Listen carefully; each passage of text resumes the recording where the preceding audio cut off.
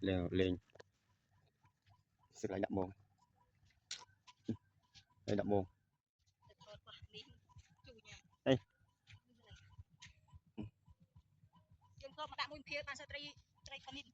này nó stray phần đến rồi nè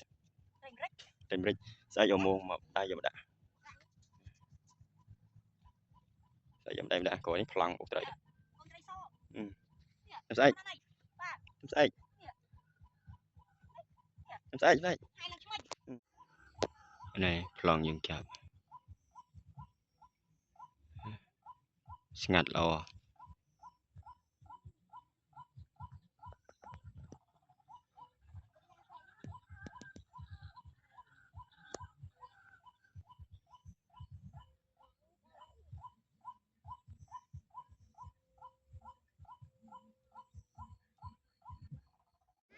rất miên này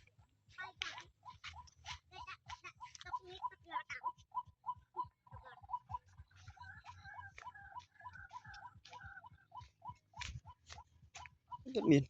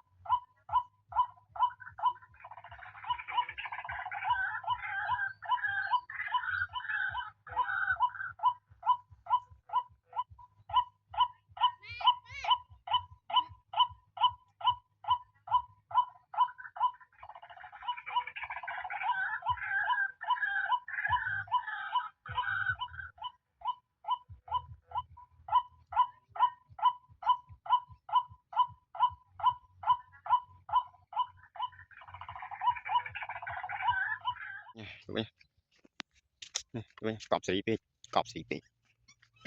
cọp xì đây được ra cái gì sao một đây đó chào bé